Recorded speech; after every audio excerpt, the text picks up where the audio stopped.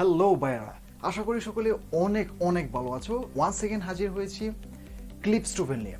আজকে কি অ্যাকচুয়ালি আমরা ক্লিপস টুফেলটা পড়বো? ক্লিপস টুফেলের পাশাপাশি কিন্তু আমাদের ভ্যারন্স টুফেলটাও টাচ করা প্রয়োজন। সো সেই সুবাদে আমি একটা ডিসাইড করেছি ক্লিপস টুফেলটা যতটুকু ইম্পর্টেন্ট তার থেকেও বেশি ইম্পর্টেন্ট হচ্ছে ভ্যারন্স টুফেল। সো এই ভ্যারন্স টুফেল নিয়ে আজকে কথা বলবো। তোমরা জানো কিনা আমি জানি না, আমি কিন্তু ইতিমধ্যেই অনেকগুলি ক্লাস শেষ করে ফেলেছি ক্লিপস টুফেলের উপর। ইভেন আমি ভ্যারন্স টুফেলের উপর প্রবলেম ওয়ানের উপর অলরেডি একটা ক্লাস নিয়ে ফেলেছি। যারা প্রিভিয়াস ক্লাসটি দেখো নাই ভাইয়া, আমি রিকোয়েস্ট করব কাইন্ডলি তোমরা একটু কষ্ট করে প্রিভিয়াস ক্লাসগুলি করে এই ক্লাসটাতে জয়েন করবে, এতে করে তোমাদেরই হেল্প হবে। সো আমরা কাজের কথায় চলে আসি। আজকে আমরা আলোচনা করব হচ্ছে ভ্যারন্স টুফেলের problem number 2। So problem number 2 পড়ার আগে আমাদের কিছু কনসেপ্ট জানা দরকার। ভ্যারন্স টুফেলের যে এক্সাম্পলগুলি আমরা খেয়াল করি, এটি কিন্তু খুবই ইম্পর্টেন্ট। প্রতিটা এক্সাম্পলই আমাদের ম্যাক্সিমাম ইউনিভার্সিটি হতে পারে প্রতিযোগিতামূলক পরীক্ষাতে হুবহু চলে আসে। সো এই এক্সারসাইজগুলি আমরা প্রতিনিয়তই করতে থাকবো। সো সেই জন্য তোমাদের উচিত কি, তোমরা নিজেরা তো শিখবেই, তোমার অপর ভাইকে এই মেসেজটা পৌঁছে দেওয়া, কেমন? সো আজকে আমরা প্রবলেম টু যারা পড়েছি ইতিমধ্যে, দ্যাটস গুড। আর যারা এখনো পড়ি নাই তাদের জন্য ওয়েলকাম এই ক্লাসটিতে। সো আজকে প্রবলেম 2তে আমরা পড়ব হচ্ছে কিছু ভার্ব আছে যেগুলির পর সব সময় ইনফিনিটিভ হয়। কি হয়? ইনফিনিটিভ হয়। এরকম কিছু হেজিটেশন ভার্ব আছে যেগুলি আমাদের প্রায়ই বিব্রতকর পরিস্থিতিতে ফেলে দেয়, তাই না? সেই ভার্বগুলি সম্পর্কে আজকে আমরা জানবো। সেই ভার্বগুলি কি কি? আমি কিন্তু অলরেডি সময়ের স্বল্পতার জন্য ভিডিও যেন লেন্দি না হয়ে যায় সেই জন্য কিন্তু আমি বোর্ডে লিখে রেখেছি। সেই ভার্বগুলি কি কি আমরা একটা একটা করে আজকে জানবো।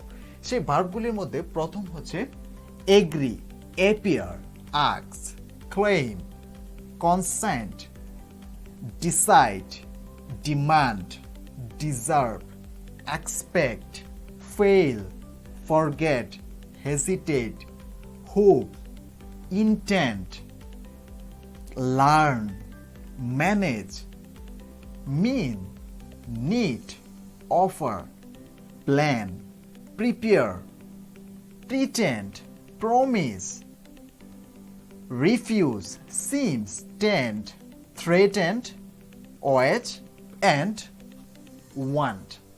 সো এইগুলি হচ্ছে কি? এইগুলির পর সবসময় কি হয়? ইনফিনিটিভ হয়। কি হয় ভাইয়া? ইনফিনিটিভ হয়। এই ভার্বগুলি তোমাদের টোটাল মুখস্থ করে ফেলতে হবে। মুখস্থ তো করা পসিবল না, তোমাদের প্রচুর প্র্যাকটিস করতে হবে। যখন তুমি প্র্যাকটিস করে ফেলবে তখন তুমি একটু হলেও গেস করতে পারবে যে এই ভার্বগুলির পর কি হয় ভাইয়া? ইনফিনিটিভ হয়। সো এই ভার্বগুলি যে ইনফিনিটিভ হয় সেটার এক্সাম্পল কিন্তু আমাদের দেখা দরকার। আমি প্রিভিয়াসে কি বলেছিলাম, আমরা যদি রুলস পড়ি, রুলসের সাথে সাথে যদি আমরা এক্সাম্পল ফলো করি তাহলে কিন্তু আমাদের পড়াশোনাটা আরো এফিসিয়েন্ট হয়ে যায়, তাই না? রাইট। সো এই ভার্বগুলিকে যদি আমরা অ্যাপ্লাই করে যদি একটা এক্সাম্পল খেয়াল করি তাহলে কি হচ্ছে যে they did not plan buying a car. এই সেন্টেন্সটা কিন্তু ভুল আছে। তোমরা ধরতে পেরেছো কিনা আমি সঠিক জানি না। এই সেন্টেন্সটাতে কি ভুল আছে আমি আবারও বলছি, they did not plan buying a car. এখানে কি ভুল আছে? এখানে ভুলটা হচ্ছে, এখানে কিন্তু ভাইয়া আমরা ইনফিনিটিভ ইউজ করি নাই। কিরকম? যখন আমি বলেছি they did not plan buying a car, এখানে দেখো আমি বলেছি দে ডিড নট প্ল্যান। প্ল্যানটার পর কি হবে একটু খেয়াল করো। আমি যদি এই বোর্ডটাতে চলে আসি, এখানে কি প্ল্যান খুঁজে পাচ্ছ তোমরা? অবভিয়াসলি প্ল্যানটা কোথায়? এই যে এখানে হচ্ছে প্ল্যান। এই ভার্বটার পর আমি কি বলেছি? সবসময় ইনফিনিটিভ হবে। রাইট, তোমরা ঠিক ধরতে পেরেছো। এই ভার্বটার পর সবসময় মনে রাখবে ইনফিনিটিভ হবে। হুইচ মিনস এই টোটাল ভার্বগুলির পর সবসময় ইনফিনিটিভ হবে। সো এই ইনফিনিটিভ এর ব্যবহারটা আমরা এখন এক্সাম্পলের মাধ্যমে দেখব, যে এক্সাম্পলগুলির আনসার কিন্তু ব্যারন্স টুফেলে দেওয়া নেই। সো তোমাদের কষ্ট করে যদি এক্সারসাইজটা আজকে একটু ভালো করে কনসেন্ট্রেশন দাও, তাহলে কিন্তু তোমাদের এই প্রবলেমটা আর ফেস করতে হবে না, তাই না? সো আমরা এক্সাম্পলে ফিরে যাচ্ছি।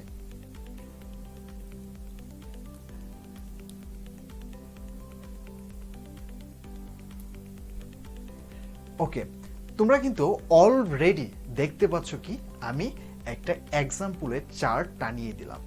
এখানে একটু খেয়াল করো, one of the least effective way of storing information is learning dash it. এটা একটা ব্যারন্স টুফেলের এক্সারসাইজ, যেটা তোমরা ব্যারন্স টুফেল বইটি ওপেন করলেই এই এক্সাম্পলটি তোমাদের চোখের সামনে পড়ে আসবে। সেটি কি? one of the least effective way of storing information is learning dash it. এখানে ভাইয়া কি হবে? তোমরা নিশ্চয়ই ইতিমধ্যে গেস করে ফেলেছো, এখানে কিন্তু একটা ভার্ব ইউজ করা হয়েছে। কোন ভার্বটা? লার্ন। এক্স্যাক্টলি, এখানে কিন্তু লার্নিং লেখা হয়েছে। এই লার্ন ভার্বটা আমরা কোথায় পড়েছিলাম?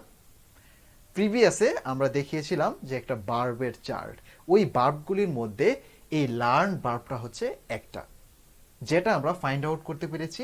ওই ভার্বগুলির পর কি হবে? ইনফিনিটিভ হবে, হুইচ মিনস এই জায়গাটায় কি হবে?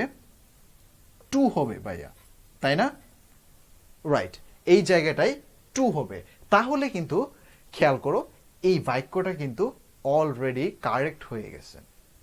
এখন আমরা যদি 2 নম্বর এক্সাম্পলটা খেয়াল করি, তাহলে দেখো, representative democracy seems evolve simultaneously during the 18th and 19th centuries in Britain, Europe and the USA.